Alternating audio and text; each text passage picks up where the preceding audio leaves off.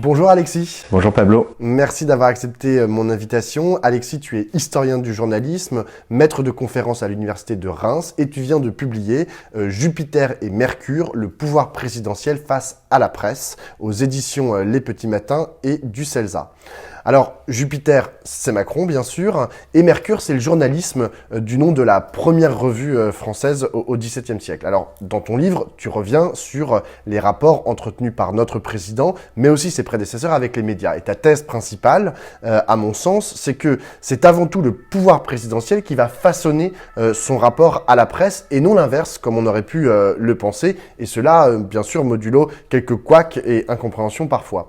La presse n'est pas capable d'assumer en tant que telle, donc, la définition de son rapport au pouvoir politique. C'est le président qui décide. Est-ce que c'est vraiment ça que tu dis dans ton livre ? Disons que c'est notre histoire. C'est-à-dire qu'il y a une histoire française du journalisme qui est marquée par la dépendance à l'égard de l'État. C'est-à-dire que si on monte justement à Mercure et aux origines du journalisme, c'est tout à fait comme ça que ça s'est passé. C'est-à-dire qu'il y a eu des tentatives pour créer des journaux indépendants, mais ils ont été tout de suite repris par le contrôle de l'État, et donc il y a un assujettissement historique de la presse à l'égard du pouvoir politique. Or, la Ve République revient un peu aux origines d'un point de vue politique, mais aussi d'un point de vue médiatique. C'est-à-dire qu'on a un pouvoir fort, vertical, centralisé, incarné. Et De Gaulle, quand il crée la Ve République, assume cette origine monarchique. Ce qui pose inévitablement problème pour la presse. Alors, on n'est pas dans un système aussi contrôlé que l'Ancien Régime ou que le Premier Empire, qui a été aussi marqué par cet assujettissement, mais il y a cette tradition-là. Alors, l'inquiétude qu'on pouvait avoir avec l'arrivée d'Emmanuel Macron, c'est qu'il a assumé l'inscription dans cette histoire monarchique. Il a dit, les Français regrettent la mort du roi, il l'avait dit en 2015 dans le 1, puis il a parlé de pouvoir jupitérien, ce qui revenait à assumer cette histoire-là, et aussi les monarques républicains, c'est-à-dire De Gaulle et Mitterrand, puisque le terme Jupiter avait été théorisé par Jacques Pillan, le grand communicant de François Mitterrand, et c'était avec cette idée, on assujettit la presse avec cette phrase qu'avait Jacques Pillan, c'est « qu'est-ce qu'on a en magasin ?» C'est-à-dire en fonction des opportunités médiatiques qu'on voulait créer, on choisissait tel ou tel média et tel ou tel journaliste. Et Emmanuel Macron, pour rompre avec François Hollande, qui lui était dans un rapport horizontal avec les journalistes, et de grande proximité, voire de grande connivence, a voulu revenir à cette tutelle, à cette hiérarchie.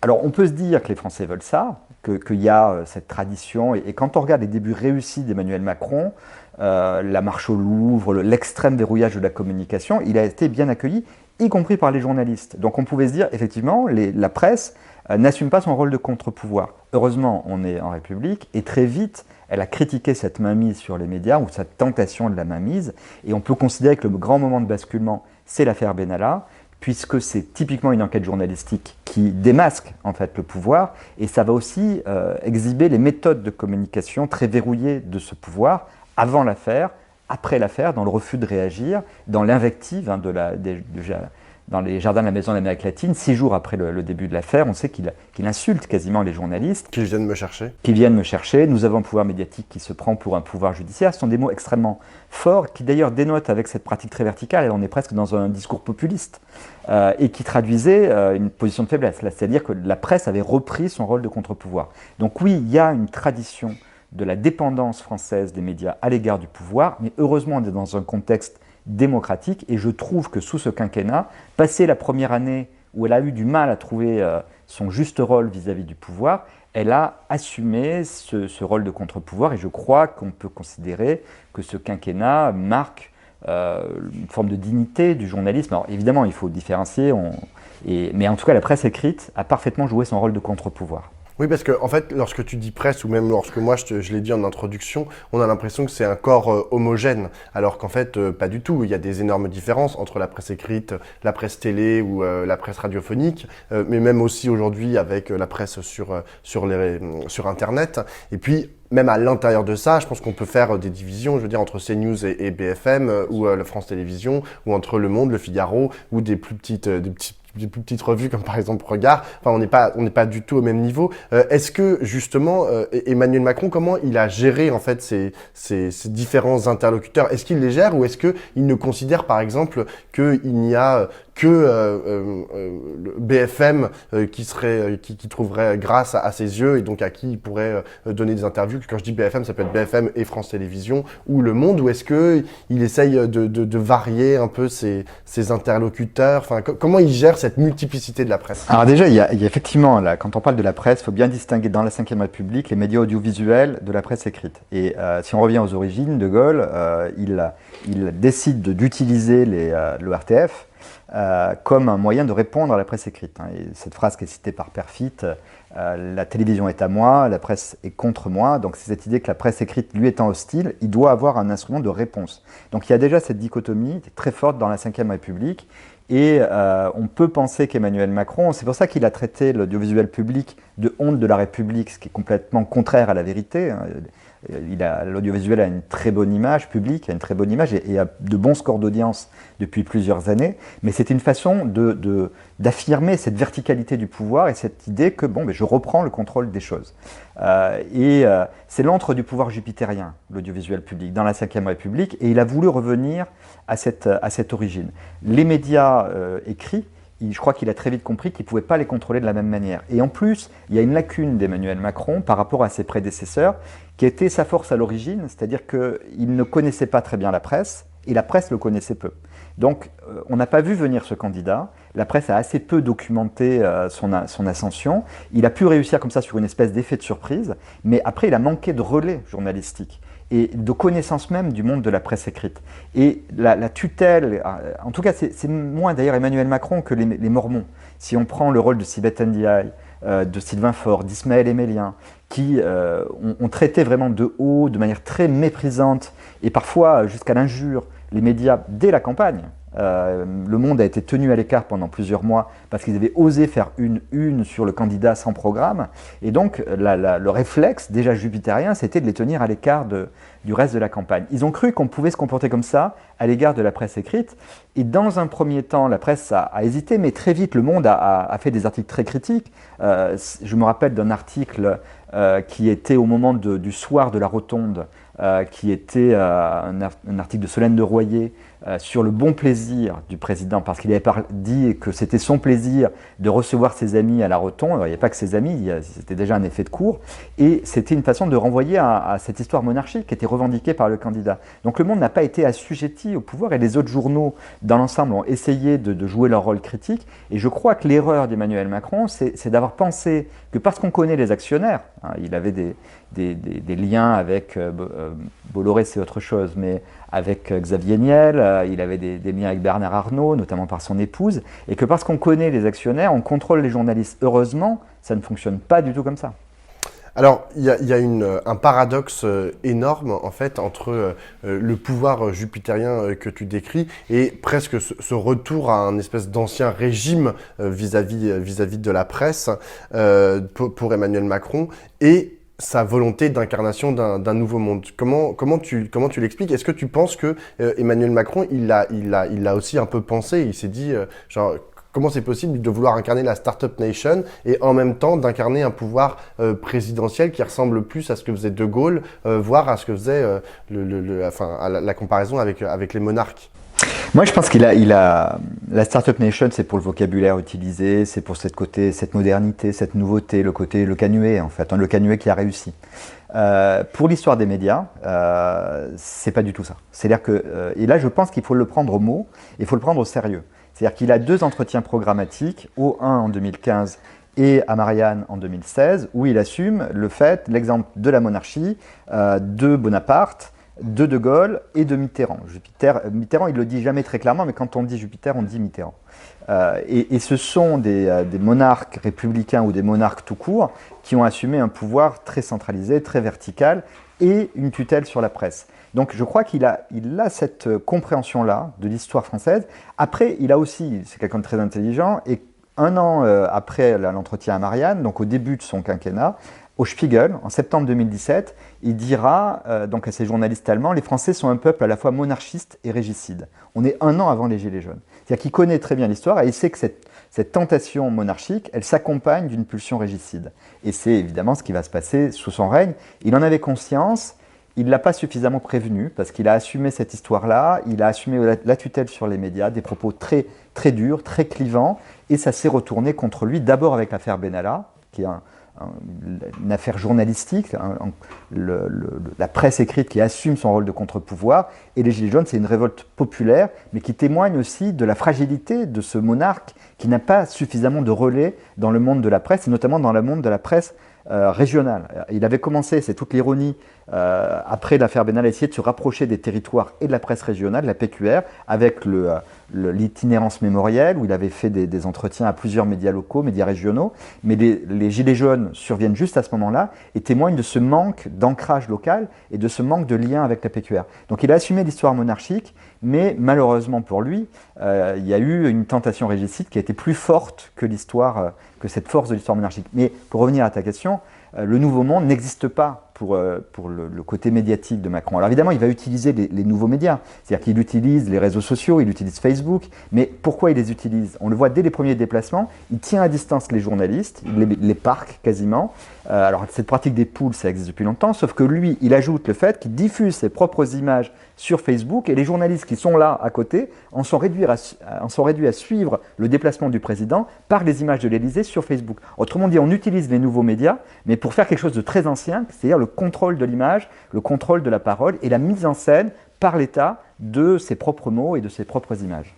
Alors, fait notable dans ton livre, tu ne parles presque jamais des confrontations des différents présidents de la République de la Ve ou même d'Emmanuel Macron avec leurs adversaires politiques. Alors que ça devrait servir aussi à ça, la presse, c'est-à-dire organiser le conflit. Est-ce que tu trouves que, à ce titre, à la fois dans la présidence d'Emmanuel Macron, mais avant, la presse joue bien ce rôle-là, c'est-à-dire de essayer précisément d'organiser le conflit? Alors en fait, c'est plus nuancé que ça. Moi, en préparant ce livre, on a des archives grâce à l'INA qui sont d'une richesse inouïe. Et si on regarde les émissions politiques des années 70, des émissions comme Armes égales, comme Cartes sur table, c'est d'une modernité incroyable. C'est-à-dire qu'on a un face-à-face entre...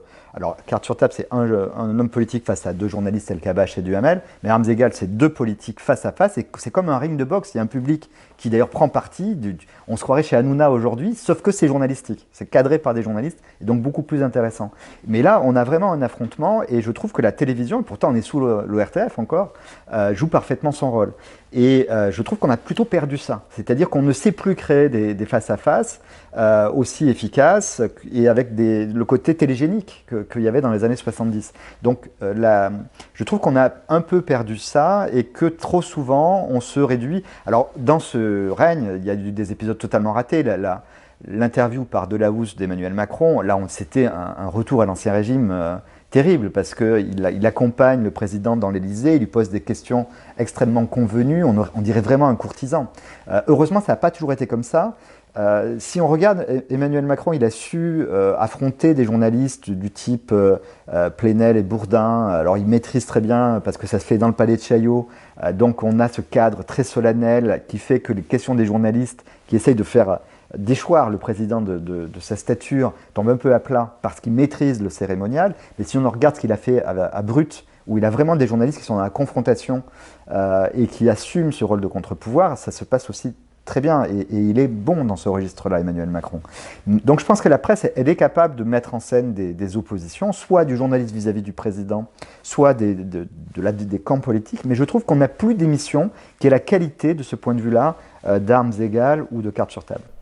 Alors, il y a quelque chose que l'on ressent aussi en lisant ton livre, c'est une grande partie même de l'orgueil, voire de l'hubris qui semble emplir chaque locataire de l'Élysée, vient de l'image, en fait, que lui renvoie la presse. Est-ce que finalement, un des problèmes de l'ultra-personnalisation du pouvoir autour de la personne du président de la République dans la Ve ne vient pas aussi de ce miroir déformant que lui offre la presse? C'est-à-dire que, en fait, un des problèmes de la Ve, ça serait aussi la presse. Alors, il y a effectivement des éléments à l'appui de ça, et parfois, moi j'ai découvert un peu sidéré le fait que la presse assume son infériorité et que les journalistes assument la verticalité du pouvoir et la trouvent normale.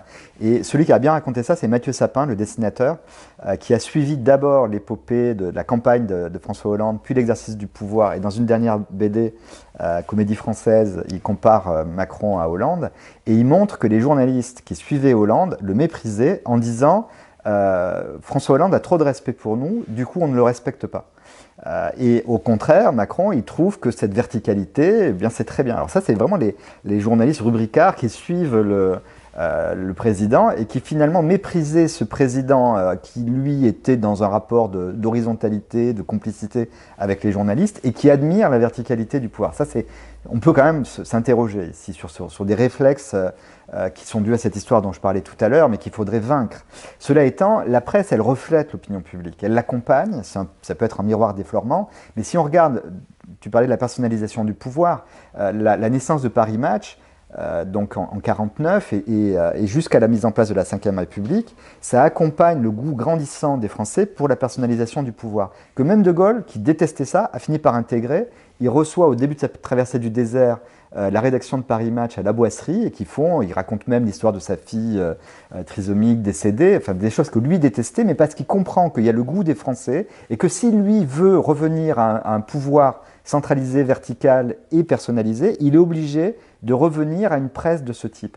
Les journaux français ont accompagné ce goût grandissant des Français pour la personnalisation du pouvoir que l'on retrouve aujourd'hui. C'est que je crois que Macron a raison quand il dit que nous sommes à la fois monarchistes et régicides. Nous voulons un pouvoir personnalisé. Et alors après, moi je le regrette parce que toutes les conquêtes de la presse, c'est des régimes parlementaires. C'est la Troisième République, pour aller vite. Et que dès qu'il y a un régime personnalisé, centralisé, ça s'accompagne d'une tentation de la tutelle sur la presse et d'une hubris présidentielle que tous les présidents ont eu à un moment donné avec cette tentation d'utiliser les médias. Donc moi je préférerais un régime parlementaire.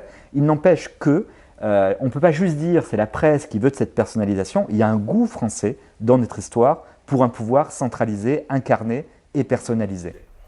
Alors, tu concentres aussi la communication présidentielle autour de la personne du président de la République. Or, il y a d'autres acteurs qui, en fait, participent de sa communication, notamment ses ministres, qui ont d'ailleurs une relative indépendance. Dans quelle mesure tu penses que des sorties dans la presse de certains ministres, comme par exemple, je sais pas, Gérald Darmanin, jouent un rôle sur l'image d'Emmanuel Macron et dans quelle mesure aussi il va essayer de les contrôler ou de les maîtriser. Est-ce que tu penses qu'il y a un aller-retour, par exemple, entre ce que fait Gérald Darmanin, là, par exemple, sur la police en ce moment, et Emmanuel Macron? Est-ce qu'il y a un impact, en fait, de l'un sur l'autre, ou est-ce que c'est totalement différencié et est-ce que ce serait pas plutôt un rapport de force, en fait?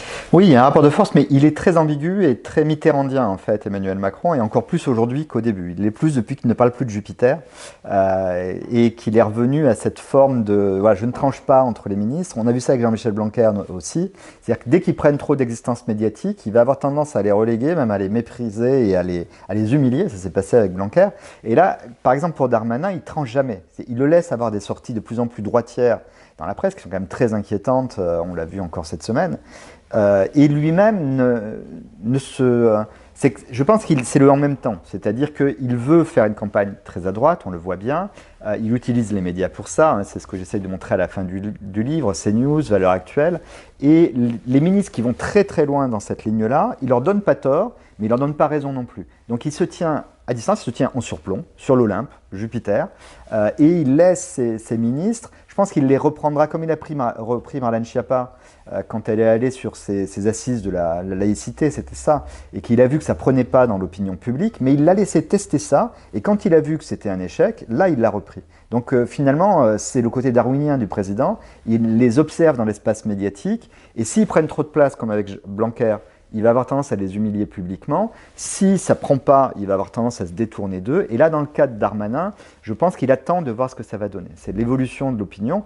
Il est persuadé, et ça c'est, tu parlais de BFM tout à l'heure, je pense qu'aujourd'hui, ce qui fascine le président et son principal conseiller, Bruno Roger-Petit, c'est plutôt CNews, c'est plutôt la droitisation extrême du débat public, et qu'il est convaincu que l'élection va se jouer là-dessus, et c'est pour ça qu'il laisse Darmanin aller sur ces thématiques-là. Si Darmanin va trop loin, je pense qu'il le reprendra. On voit hier, et c'est une excellente chose, que le Conseil constitutionnel a invalidé l'article 24, hein, qui empêchait, alors c'est plus l'article 24, mais il est resté comme ça, qui empêchait les journalistes ou rendait très difficile le fait de filmer les manifestations. Et le Conseil constitutionnel a joué son rôle en disant on ne peut pas, ça touche à la liberté de la presse, on va fêter l'anniversaire de la loi de 1881, on ne peut pas se permettre de trancher avec ces principes-là de la liberté de la presse. Et le président, dans ce cas-là, je pense, ira dans le sens du Conseil constitutionnel et aura tendance à maîtriser les dérives de Gérald Darmanin. Mais il est darwinien, il les laisse faire, il voit ce que ça donne finalement dans l'espace médiatique. Alors j'ai une dernière question, Alexis. Il reste 1 an avant la prochaine élection présidentielle. A priori, sauf erreur de parcours, Emmanuel Macron devrait être candidat. Quelle marge de manœuvre il reste à Macron vis-à-vis de la presse? Est-ce que tu penses, tu imagines qu'il peut leur refaire un coup de danse du ventre et essayer d'être hyper conciliant? Tu parlais de CNews. Est-ce que tu penses qu'il va plutôt aller vers ce type de médias, ou est-ce qu'il va jouer la confrontation? Est-ce il peut disparaître aussi? Donc tu parles de ces épisodes notamment sous la houlette de Jacques Pilan, avec des présidents en fait qui disparaissent un peu de l'espace médiatique pendant un certain temps. Est-ce que c'est ça qu'il pourrait faire aussi, parce qu'il peut espérer que ça le fasse monter dans les sondages, parce que ça lui donnerait de la hauteur par rapport au maelstrom dans lequel est la société? Quelle carte tu penses que Emmanuel Macron va jouer? Je pense que Pilan, il a un peu renoncé à ce qui caractérisait la communication sous Mitterrand, mais en fait, on n'est plus dans le même espace médiatique. C'est-à-dire que le temps médiatique ne peut plus être maîtrisé autant que sous Mitterrand, avec l'idée qu'effectivement on disparaît, ou une campagne quasiment inexistante comme en 88. Là, il ne peut plus faire ça. Et je crois que on le voit dans ses déplacements, il était dans l'Aube là, avant-hier.